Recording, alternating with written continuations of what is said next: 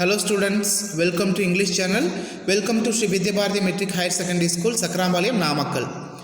Today in plus 1 English, we are going to deal with the second part of transformation of sentences.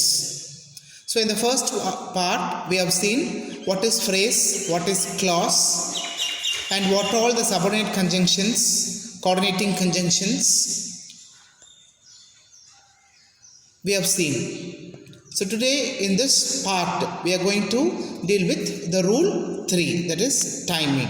So in the first part already we have seen negative sentences and then reason we have seen, and today we are going to deal with the timing, rule number 3. Okay, so let's recollect the reason. So already we have seen the reason. Side by explain in Tamil, don't worry. So see, simple, complex and compound sentences. So what I told you, so this is the chart. Okay, so see, today I drew for you. So see, this is the chart for simple, complex and compound sentences. Okay, so already I told you, so a simple sentences should have one phrase and one main clause. Okay, see here, I have marked here. And a complex sentence should have one subordinate clause and one main clause. And a compound sentence should have two main clauses and then one coordinating conjunction. So this is the formula for simple, complex and then compound sentences. Okay, and then the procedure for writing simple sentences. So you should ask me, sir, how should we write phrase and how should we write main clause? So already we have written means how we can check our answer whether the sentence which you have written is correct or not. So here we have some techniques and tricks. So see, so first, simple sentence means you should have the phrase over there plus possessive form you should have there, and then the sequence. So these three things consist the phrase. Okay, and then main clause is very easy. A main clause should have subject, verb and then object. I told you yesterday. And then complex sentences. So complex sentence, the procedure is first we should have the subordinate conjunction. Note it down, subordinate conjunction plus subject plus sequence. Okay, so these three things consist subordinate clause. And then whereas main clause, as I said before, same thing, subject, verb and then object. Whereas for compound sentences, we should have subject, verb, object, subject, verb, object, because there we should have two main clauses. Okay, and then one coordinating conjunction. Got it? So this is the formula and this is the procedure. Okay, so remember that. Yesterday we have seen the negative sense and then reason, rule number 2. Okay, so there I told you, here we have two types, that is being and then due to. So if you want the characterization, you have to use their being. Okay, and then the other thing is reason means the phrase should have due to. Okay, so that is the thing. So being clever, she solved the problem easily. As she was clever, she solved the problem easily. She was clever and so she solved the problem easily. Okay, and then due to heavy rain, the meeting was postponed. As it rained heavily, the meeting was postponed. It rained heavily and so the meeting was postponed. Got it? Okay, let's start the timing. Rule 3. Okay, see the timing. So timing means the boxes. Okay, see the boxes. Simple means we should have on. I told you know the phrase on plus verb plus ing. So this is the phrase on plus verb plus ing. Okay, or the participle. Okay, and then complex sentence means what? We should have the subordinate conjunction. I told you. Okay, subordinate conjunction நம்மளுக்கு அங்க இருக்கணும். Okay, எப்படி when, as soon as, no sooner, like that. Okay, and then compound sentence அப்படினா என்ன இருக்கணும் அப்படினா and, at once and immediately, like that. Okay, so பார்க்கலாமா? So simple சென்டென்ஸ்னால் என்ன சொன்னேன், ஒரு ஃப்ரேஸ் இருக்கணும், ஒரு மெயின் கிளாஸ் இருக்கணும். ஓகேவா? ஸோ ஃப்ரேஸ் அப்படிங்கிறதுக்கு என்ன ப்ரொசீஜர் சொன்னேன், கண்டிப்பாக அந்த இடத்துல ஒரு ஃப்ரேஸ் இருக்கணும், ஒரு பொசசிவ் ஃபார்ம் இருக்கணும், ஒரு சீக்வென்ஸ் இருக்கணும். ஓகேவா? ஸோ இந்த இடத்துல வந்து பார்த்தீங்கன்னா ஃப்ரேஸ் அப்படிங்கிறதே என்னது on plus verb plus ING, அவ்வளோதான். இந்த இடத்துக்கு பொசசிவ் ஃபார்ம் தேவையில்லை. ஓகேவா? ஆனால் மேக்ஸிமம் பொசசிவ் ஃபார்ம் தேவை. இந்த இடத்துக்கு வந்து on plus verb plus ING போட்டுட்டு சீக்வென்ஸ் என்னது அந்த ஸ்ட்ரேஞ்சர் தான். ஓகேவா? அதை நம்ம கண்டிப்பாக போட்டுக்கணும். So on seeing the stranger comma the dog barked, அவ்வளோதான். ஓகேவா? Main clause. And then complex sentence அப்படிங்குள்ள ஆஸ் சூன் ஆஸ், அந்த இடத்துல சூனுக்கு சோன் இருக்குது, அதை மாற்றிக்கோங்க. ஓகேவா? As soon as the dog saw the stranger. அப்போ நம்ம என்ன சொன்னேன், ஒரு காம்ப்ளெக்ஸ் சென்டென்ஸ் அப்படின்னா ப்ரொசீஜர் வந்து ஒரு subordinate conjunction plus subject plus sequence. கரெக்டாக வருதா நான் சொன்ன ப்ரொசீஜர் படி? பாருங்கள், ஆஸ் சூன் ஆஸ் அப்படிங்கிறது ஒரு சபார்டினேட் கன்ஜங்ஷன். சப்ஜெக்ட் என்னது த டாக். saw the stranger அப்படிங்கிறது சீக்வென்ஸ். அப்போ கரெக்டாக இருக்கா? ஸோ இந்த ப்ரொசீஜர் எழுதுனீங்கன்னா கண்டிப்பாக உங்களுக்கு தப்பு வரதுக்கு சான்சஸே இல்லை. நீ எழுதி முடிச்சுட்டு செக் பண்ணிக்கலாம். So definitely will get good marks. Okay, so this is the very good procedure for writing simple complex and compound sentences. And then பாருங்க, as soon as the dog saw the stranger it barked. Okay ba? Next compound பாருங்க. Compound what I told you, you should have two main clauses and then one coordinating conjunction. So here we have two main clauses. What are the main clauses? The dog saw the stranger. The dog subject, saw verb, the stranger object. Again, and at once means what? And at once means coordinating conjunction. Okay va? It barked, again main clause. Got it? Okay, see the second example. On reaching home, on plus verb plus ing. On reaching home, Radha started cooking. Okay, so நான் சொன்ன மாதிரி என்னது ஒரு phrase on plus verb plus ING, அந்த sequence வந்து home. முடிஞ்சுதா? Main கிளாஸ்க்கு என்ன பண்ணுவோம்? Subject verb object. Radha started cooking. முடிஞ்சுதா? அதுக்கப்புறம் நம்ம காம்ப்ளெக்ஸ் எழுதக்குள்ள என்ன சொல்லியிருக்கிறேன்? கண்டிப்பாக ஃபஸ்ட் எடுத்தோன்னே என்ன பண்ணணும்? சப்ஆர்டினேட் கிளாஸும் மெயின் கிளாஸும் இருக்கணும். சப்ஆர்டினேட் கிளாஸ்க்கு என்ன ப்ரொசீஜர்? ஃபஸ்ட் எடுத்தோன்னே நம்ம என்ன பண்ணணும்? ஒரு சப்ஆர்டினேட் கன்ஜங்ஷன் இருக்கா? வென். குட். நெக்ஸ்ட் அடுத்தது என்ன இருக்குது? ஒரு சப்ஜெக்ட். என்னது சப்ஜெக்ட்? அந்த இடத்துல ராதா. அதுக்கப்புறம் என்னது சீக்வன்ஸ்? என்னது ரீச்ட் ஹோம். முடிஞ்சு போச்சா? ஆனால் இன்னொரு கவனமாக இருக்கணும். சார் எப்படி சார் அங்கே வந்து சிம்பிள் சென்டென்ஸில் ரீச்சிங் ஹோம்னு எழுதுகிறோம், இங்கே மட்டும் எப்படி சார் ரீச்டு ஹோம் எழுதுகிறோம் அப்படின்னு நீங்கள் பார்க்கணுன்னா அங்கே என்ன டென்ஸ் யூஸ் பண்ணியிருக்கோமோ அதை தான் நீ வந்து யூஸ் பண்ணணும். ஓகேவா? அங்கே வந்து பாஸ்ட்டில் கொடுத்துருக்கான், அப்போ நாமளும் பாஸ்ட்டு தான் பண்ணோம். வென் ராதா ரீச்சர் ஹோம் தான். அது வந்து ஒரு ஃப்ரேஸ். ஓகேவா? நல்லா புரிஞ்சுக்கோங்க, ஒரு ஃப்ரேஸ் பார்ட்டிசிபிள். ஓகே, அதனால் நம்ம அந்த இடத்துல ஐஎன்ஜி யூஸ் பண்ணிக்கிட்டோம். ஓகேவா? நல்லா புரிஞ்சுக்கோங்க. ஆனால் டென்ஸ் வந்து இந்த இடத்துல பாஸ்ட் ஃபார்ம் தான். அதனால் நம்ம when Radha reached home comma she started cooking அப்படின்னு எழுதிக்கிட்டோம். ஓகே, ஒரு சப்ஆர்டினேட் கிளாஸு ஒரு மெயின் கிளாஸ் ஆஸ் யூஷுவல். என்னது சப்ஜெக்ட் வெர்பு ஆப்ஜெக்ட். அடுத்தது காம்ப்ளெக்ஸ் சென்டென்ஸை பொறுத்த வரைக்கும் we should have two main clauses. Okay, Radha reached home and at once she started cooking. subject verb object, subject verb object. முடிஞ்சுதா? சரி, அங்கே பாருங்கள், அந்த and at once அப்படிங்கிறது என்னது? Coordinating conjunction. ஸோ இந்த இடத்துல ரெண்டு கோஆர்டினேட்டிங் கன்ஜங்ஷன் நம்ம யூஸ் பண்ணுவோம். என்னது அப்படின்னா and at once அப்படிங்கிறதும் and immediately, இந்த ரெண்டில் எதுனாலும் நீங்கள் சூஸ் பண்ணிக்கலாம். ஓகேவா? சரி, இப்போ okay, so I think you got this rule. And then இப்போ பாருங்கள், two past action. This is very very important. இதை கண்டிப்பாக நம்ம இஃப் கிளாஸ்லேயே நம்ம நிறையா பார்த்துருப்போம். ஓகேவா? ஸோ டூ பாஸ்ட் ஆக்ஷனில் நம்ம ஃப்ரேஸ் அப்படிங்கிறத ரெண்டு விதமாக எழுதலாம். ஒன்று ஹேவிங் அப்படிங்கிறத வச்சு ஸ்டார்ட் பண்ணிக்கலாம். ஐ மீன் ப்ரெசன்ட் பார்ட்டிசிபிள் வச்சு பாருங்கள், அங்கே ஒன்று வந்து ப்ரெசன்ட் பார்ட்டிசிபிள் எடுத்திருக்காங்க, இன்னொன்று பாஸ்ட் பார்ட்டிசிபிள் எடுத்திருக்காங்க. ஹேவிங் யூஸ் பண்ணோம் அப்படின்னா நம்ம பாஸ்ட் பார்ட்டிசிபிளை எடுக்கணும். ஆஃப்டர் யூஸ் பண்ணோம் அப்படின்னா ப்ரெசன்ட் பார்ட்டிசிபிளை எடுக்கணும். நல்லா புரிஞ்சுக்கோங்க.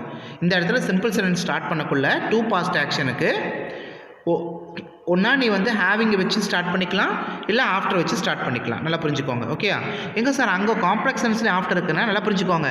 இந்த ஆஃப்டர் ஹேவிங்கிறது ஃப்ரேஸு, இங்கே நம்ம ஆஃப்டர் போடுறது சப்ஆர்டினேட் கன்ஜங்ஷன். புரிஞ்சுக்கிட்டீங்களா? இது ரெண்டு கன்ஃபியூஸ் ஆகக்கூடாது. ஓகேவா? ஸோ பாருங்கள், இப்போ ஃபஸ்ட்டு சென்டென்ஸில் நான் வந்து ஹேவிங் யூஸ் பண்ணியிருக்கேன். பார்க்கலாமா? ஹேவிங் போஸ்டட் என்ன சொல்லியிருக்கோம்? Having plus past participle. இந்த இடத்துல வந்து பாஸ்ட் பார்ட்டிசிபிள் வந்து போஸ்டட் அப்படி தானே? அப்போ having posted the letter phrase. முடிஞ்சுதா? I return home subject verb object. அதே தான், எதுவுமே இந்த சீக்வன்ஸ் கண்டிப்பாக இந்த ப்ரொசீஜர் வந்து மாறவே மாறாது, அதே தான் இருக்கும். ஓகேவா? அண்ட் தென் காம்ப்ளெக்ஸ் கூட நம்ம என்ன சொன்னோம்? ஃபஸ்ட் எடுத்தோன்னே ஒரு சப்ஆர்டினேட் கன்ஜங்ஷன். என்ன சப்ஆர்டினேட் கன்ஜங்ஷன்? ஆஃப்டர். அதுக்கப்புறம் என்ன வேணும்னு சொன்னேன்? ஒரு சப்ஜெக்ட் இருக்கணும். சப்ஜெக்ட் என்ன இந்த இடத்துல? ஐ. அதுக்கப்புறம் சீக்வன்ஸ் என்னது, had posted the letter. முடிஞ்சுதா, அவ்வளோதான். ஓகேவா. அதுக்கப்புறம் மெயின் கிளாஸ் ஆக்சுவல் என்னது, அதே தான் அப்படியே எடுத்து எழுதுங்க. ஐ ரிட்டன் ஹோம், முடிஞ்சு போச்சு. நெக்ஸ்ட் காம்பவுண்டாக இருக்கலாம்னு சொன்னால் 2 மெயின் கிளாஸ் இருக்கணுமா, ஆஃப்டர் தூக்கிட்டு அந்த மெயின் எழுதலாமா, ஐ போஸ்டட் த லெட்டர். இந்த இடத்துல நீங்கள் ஒரு டவுட் கேட்கலாம், சார் ஏன் சார் அந்த இடத்துல வந்து had posted இருக்குது, இங்கே மட்டும் நம்ம வந்து பண்ண மாட்டோமா அப்படின்னா, இந்த 2 past ஆக்ஷன் தானே. 2 past ஆக்ஷன்னா நம்ம had + V3 யூஸ் பண்ணணும் கண்டிப்பாக. ஓகேவா. 2 past ஆக்ஷன் நம்ம எங்கே யூஸ் பண்ணுவோம், பாஸ்ட் பர்ஃபெக்டில் யூஸ் பண்ணுவோம். டென்சஸ் நடத்தக்குள்ளே உங்களுக்கு நான் தெளிவாக சொல்லியிருக்கேன். ஓகே, ஆல்ரெடி அவ் இன்ஃபார்ம்டு யூ. டென்சஸில் வந்து பாஸ்ட் பர்ஃபெக்ட் அப்படின்னா கண்டிப்பாக நம்மளுக்கு had + V3 இருக்கணும். ஓகேவா. ஸோ அதனால் அந்த இடத்துல ஆஃப்டர் போட்டுட்டு சப்ஜெக்ட் போட்டுட்டு, எப்போவுமே இந்த 2 past ஆக்ஷனுக்கு மட்டும் நம்ம காம்ப்ளெக்ஸ் சென்டென்ஸ் எழுதக்குள்ளே ஆஃப்டர் போட்டுக்கிறோம் ஆஸ் யூஷுவல், சப்ஜெக்ட் போட்டுக்கிறோம் ஆஸ் யூஷுவல். அதுக்கப்புறம் கண்டிப்பாக had + V3 யூஸ் பண்ணணும். had போட்டுட்டு அந்த இடத்துல அந்த வேர்ப் என்னது, போஸ்ட், இப்போ V3 முடிஞ்சிச்சா. ஆனால் அதே மிஸ்டேக் அதை வந்து நம்ம காம்ப்ளெக்ஸ்க்கு மட்டும்தான் யூஸ் பண்ணோம், காம்பவுண்டுக்கு யூஸ் பண்ணக்கூடாது. ஓகேவா. எப்படி, ஐ போஸ்டட் த லெட்டர், இந்த இடத்துல had போஸ்டட்னு எழுதிடாதீங்க தயவு செஞ்சு. இந்த இடத்துல அந்த சீக்வன்ஸு நம்மளுக்கு பாஸ்ட் தான், அதை அப்படியே எடுத்துகிட்டு எழுதிடுறோம். had போடக்கூடாது. காம்பவுண்டில் வந்து நம்ம had போட மாட்டோம். ஓகேவா. போட்டால் தப்பாக வரும் meaning. I posted the letter நம்மளுக்கு தேவை என்னது, ஒரு சப்ஜெக்ட், ஒரு வேர்பு, ஒரு ஆப்ஜெக்ட், அவ்வளோதான். had + V3 தேவையில்லை நம்மளுக்கு. அதேமாரி இன்னொரு மெயின் கிளாஸ்க்கு subject, verb, object, I written home அப்படின்ட்டு. ஓகேவா. அதேமாரி காம்பவுண்ட் சென்டென்ஸ் அந்த இடத்துல காம்பவுண்டருக்கு நம்ம என்ன கன்ஜங்ஷன் யூஸ் பண்ணிக்கிறோம், அண்டு தென், அவ்வளோதான். புரிஞ்சுதா. அப்போ 2 past ஆக்ஷனுக்கு எப்படி நான் வச்சுக்கிறோம், சிம்பிள் சென்டென்ஸ் வந்து என்ன ஃப்ரேஸ் யூஸ் பண்ணிக்கலாம், ஒன்றா ஹேவிங் யூஸ் பண்ணுறோம் அப்படின்னா பாஸ்ட் பார்ட்டிசிபிளும், ஆஃப்டர் யூஸ் பண்ணோம் அப்படின்னா present participle use. Present participle என்னது, ஐஎன்ஜி தான். ஓகேவா. காம்ப்ளெக்ஸ்க்கு வந்து ஆஸ் யூஷுவல் ஆஃப்டர் யூஸ் பண்ணிக்கிறோம், ஒரு சப்ஜெக்ட் யூஸ் பண்ணிக்கிறோம், அதே சமயத்தில் had + V3 யூஸ் பண்ணிக்கிறோம். ஆனால் காம்பவுண்ட் வரக்குள்ள அது had + V3 யூஸ் பண்ணக்கூடாது, அதுதான் ரூல். ஓகே. அண்ட் தென் அப்படிங்கிறது காம்பவுண்ட் சென்டென்ஸ். ஓகேவா. வாங்க அடுத்த எக்ஸாம்பிள் பார்க்கலாம். அந்த ஐஎன்ஜி வச்சு பார்க்கலாம், ஆஃப்டரை வச்சு பார்க்கலாம். ஆஃப்டர் ஃபினிஷிங் த அசைன்மெண்ட், இந்த இடத்துல வேர்ப் என்ன அப்படின்னா ஃபினிஷ். அப்போ ஐஎன்ஜி சேர்த்திக்கிறோம் இல்லையா, ப்ரெசன்ட் பார்ட்டிசிபிளாக ஐஎன்ஜி தான் சேர்த்திக்குவோம். After finishing the assignment she went to bed. Okay, got it, புரிஞ்சுதா. அப்புறம் நான் என்ன சொன்னேன், இது காம்ப்ளெக்ஸ் எழுதக்குள்ளே கண்டிப்பாக நம்மளுக்கு என்ன ஃபார்முலா, அந்த பாக்ஸ்குள்ளே என்ன போட்டிருந்தோம், ஆஃப்டர் + சப்ஜெக்ட் + had + V3. அப்படியே ஆஃப்டர் போட்டுக்கலாமா, போட்டுக்கலாம். சப்ஜெக்ட் என்னது, ஷீ, had + V3 போடணும். had போட்டுட்டு அந்த இடத்துல வேர்ப் என்னது, ஃபினிஷ்டு, V3 போட்டாச்சு. சீக்வன்ஸ் என்னது, த அசைன்மெண்ட். முடிஞ்சுதா. After she had finished the assignment, comma she sent to bed. Sorry, sentence இருக்குது, sorry spelling mistake. she went to bed ன்னு மாற்றிக்கோங்க, sorry. Next she finished the assignment and then she went to bed. அப்போ 2 main class, அதுக்கப்புறம் ஒரு coordinating conjunction என்ன அப்படின்னா and then. அப்போ 2 past ஆக்ஷனுக்கு நம்ம என்ன கன்ஜங்ஷன் யூஸ் பண்ணிக்கணும், and then. ஓகேவா. ஸோ இது எப்படி சார் எக்ஸாமில் வந்து உங்களுக்கு either they may give compound sentences, they ask you to do the complex or simple sentences, or they may give simple sentences, they ask you to convert into complex or compound sentence. எப்படினாலும் அவங்க கொடுக்கலாம், நாம் ரெடியாக இருந்துக்கணும். அந்த இதை வச்சு clue வச்சு நம்ம கண்டுபிடிச்சிக்கணும். ஓகேவா. ஃபார் எக்ஸாம்பிள் இப்போ வந்து she finish the assignment and then she went to bed அப்படிங்கிற ஒரு எக்ஸாம்பிள் கொடுக்குறாங்கன்னு வச்சுக்குவேன். அப்போது நம்ம யோசிக்கணும், just recollect. Okay, where we had the and then. ஆமாம், அந்த அண்ட் தென் அப்படிங்கிறத நம்ம எங்கே படித்தோம் அப்படின்னா இந்த 2 past ஆக்ஷன்லாம் படித்தோம். ஆமாம், அப்போ இது வந்து 2 past ஆக்ஷன் அப்படின்னு நீ கண்டுபிடிச்சிடணும். அப்போ 2 past ஆக்ஷனாக காம்ப்ளெக்ஸ்க்கு நம்ம என்ன ஃபார்முலா யூஸ் பண்ணோம், கன்ஜங்ஷன் வந்து ஆஃப்டர் + had + V3, அதுக்கப்புறம் சீக்வன்ஸ். அதை வச்சு after she had finished the assignment she went to bed. Suppose அவன் வந்து காம்ப்ளெக்ஸை கொடுத்துட்றான், சிம்பிளாக பண்ண சொல்கிறான், அப்போ நீ ஒன்றும் பயப்பட தேவையில்ல. ஒன்றா ஹேவிங் வச்சு பாஸ்ட் பார்ட்டிசிபிள் எழுதலாம், இல்லை ஆஃப்டர் வச்சு ப்ரெசன்ட் பார்ட்டிசிபிள் எழுதிக்கலாம். அப்போது ப்ரெசன்ட் பார்ட்டிசிபிள் எழுதுனா ஆஃப்டர், அந்த இடத்துல வேர்ப் என்னன்னு பாரு, ஃபினிஷ். அப்போ ஃபினிஷிங், சீக்வன்ஸ் என்னது, த அசைன்மெண்ட். முடிஞ்சுதா, comma she went to bed. அவ்வளோதான். இதில் நீ ஒன்றும் பயப்படவே தேவையில்லை. ஓகேவா. Next condition. இது ரொம்ப ரொம்ப இம்பார்ட்டண்ட். இது ஏற்கனவே நான் உங்களுக்கு அந்த டென்சஸ் நடத்தக்குள்ளே condition class 1, condition class 2, condition class 3 அப்படிங்கிறத தெளிவாக உனக்கு சொல்லியிருப்பேன். Okay, already informed you. Okay, இங்கேயும் அதே தான், ஒன்றும் பிரச்சனை இல்லை. இப்போ அதை ஏன் நான் வந்து 2ஆக பிரிச்சுட்டேன், I have divided into 2. That is condition positive and then condition negative. So that it will be very very useful for you and then easily you can find out. அதில் கன்ஃபியூஸ் ஆக மாட்டீங்க. அதனால தான் நான் 2ஆக பிரிச்சுட்டேன். கண்டிஷன் பாசிட்டிவ்க்கு என்ன phrase அப்படின்னா இந்த event of or in case of. அப்போது இன் கேஸ் அப்படிங்கிறது இந்த ஈவெண்ட் ஆஃப் நம்ம எங்கே யூஸ் பண்ணணும் ஃப்ரேஸ் அப்படின்னா கண்டிஷனில் தான் யூஸ் பண்ணணும்.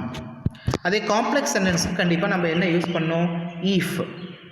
ஓகேவா, காம்பவுண்டுக்கு அண்ட், நல்லா புரிஞ்சுக்கோங்க, அண்ட், அவ்வளோதான். ஓகே, சரி பார்க்கலாமா. இந்த event of you're working hard, you will score very good marks. ஏற்கனவே சொன்ன மாதிரி இந்த சார்ட்டில் நான் என்ன போட்டிருந்தேன், ஒரு ஃப்ரேஸு ஒரு மெயின் கிளாஸு. எதுக்கு, சிம்பிள் சென்டென்ஸ்க்கு. எது ஒரு ஃப்ரேஸு, இந்த ஈவெண்ட் ஆஃப். ஓகேவா, சரி. அதுக்கப்புறம் நான் அதனோட ஃபார்முலா என்ன சொல்லியிருந்தேன், ஒரு ஃப்ரேஸ் போட்டாச்சு, அதுக்கப்புறம் ஒரு பொசசிவ் ஃபார்ம் போடணும், அதுக்கப்புறம் ஒரு சீக்வென்ஸ் போடணும், அப்போ தான் அது ஃப்ரேஸாக கன்வெர்ட் ஆகும். ஓகேவா, அப்போ நம்ம என்ன பண்ணிட்டோங்க, இந்த ஈவெண்ட் ஆஃப் போட்டாச்சு, ஒரு ஃப்ரேஸ் போட்டுட்டோம்.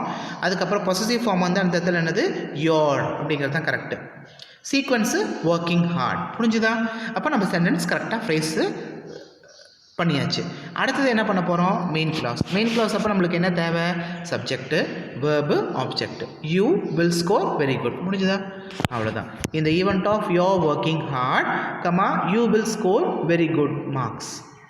இப்போ அடுத்தது நம்ம என்ன பண்ண போகிறோம், காம்ப்ளெக்ஸ் எழுத போகிறோம். காம்ப்ளெக்ஸ் நம்மளுக்கு என்ன தேவை, சபர்டினேட் கன்ஜங்ஷன் தேவை.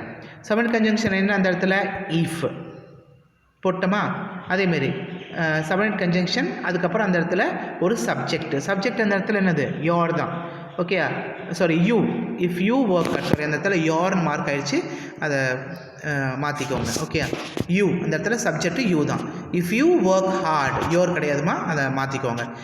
சப்ஜெக்ட் வந்து யூ ப்ளஸ் அதுக்கப்புறம் சீக்வன்ஸ் என்னது, ஒர்க் ஹார்ட் தானே, ஹார்ட் ஒர்க் தானே, அப்போ அது அப்படியே work hard. If you work hard, எப்போவுமே நம்மளுக்கு வந்து ஃப்ரேஸ் இந்த சிம்பிள் சென்டென்ஸ் எழுதக்குள்ள ஐஎன்ஜி ஃபார்மேஷன் யூஸ் பண்ணுவோம், நல்லா புரிஞ்சுக்கோங்க.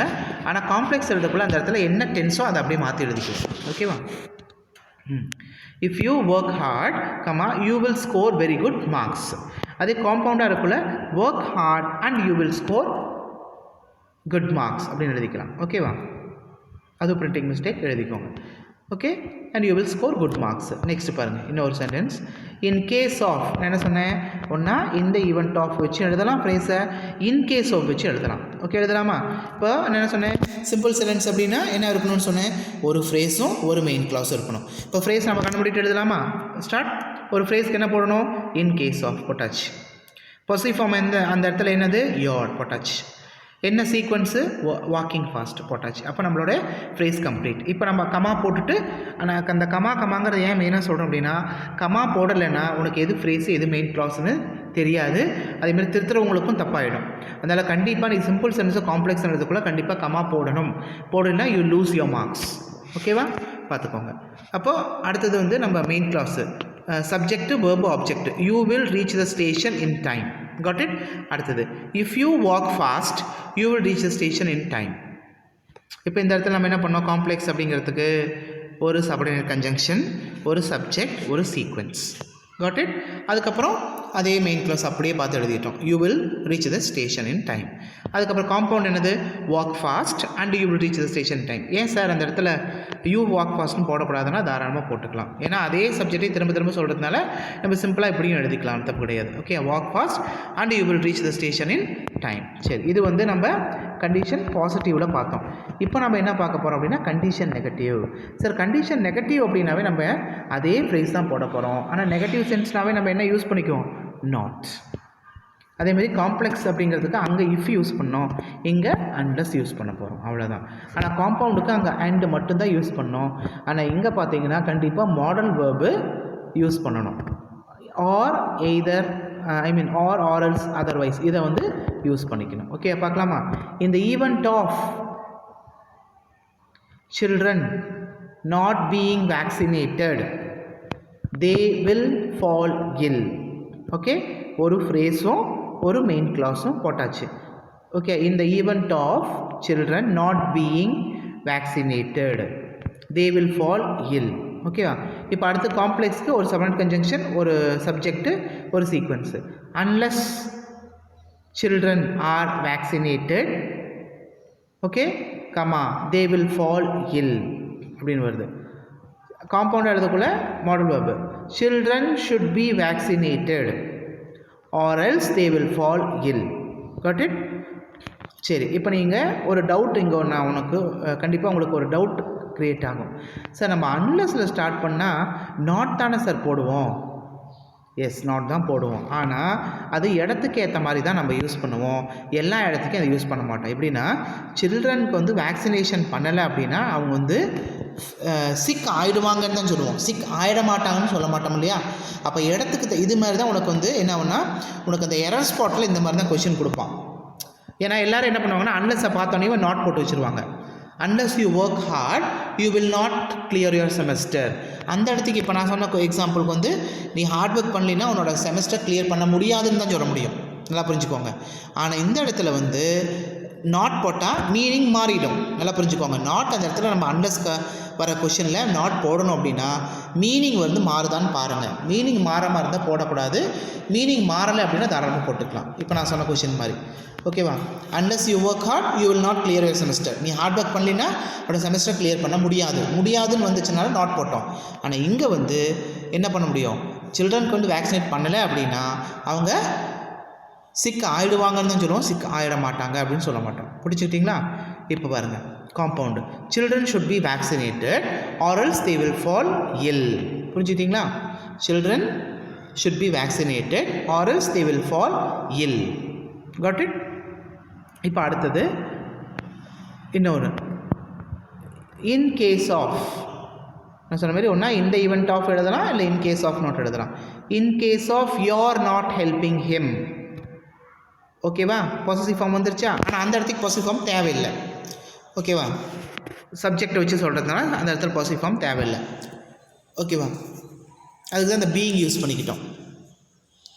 இன் case of you're not helping him he will suffer a lot. அப்போ பாருங்கள், இந்த இடத்துலையும் பாருங்கள் நாட் போட்டிருக்க மாட்டேன். ஏன்னா நீ மட்டும் அவனுக்கு ஹெல்ப் பண்ணலை அப்படின்னா அவன் ரொம்ப சஃபர் ஆயிருப்பான்னு தான் சொல்லுவோம், ஆயிருக்க மாட்டான் அப்படிங்கிறத சொல்ல மாட்டோம்.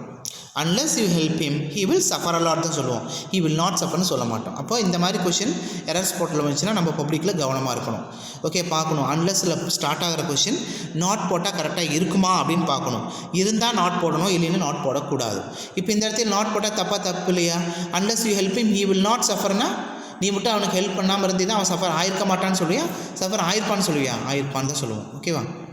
Next compound you must help him otherwise he will suffer a lot அப்படின்னு சொல்லணும். Okay, so here I will stop. I will continue in the next class. Thank you students. presented by N. Ramesh Kumar, HOD, Department of English, Sri Vidya Bharati Metric Higher Secondary School, Sakrampalayam. So today we have seen condition negative, condition positive, two past action and then timing. Okay, I'll catch you in the next part of the video. Thank you.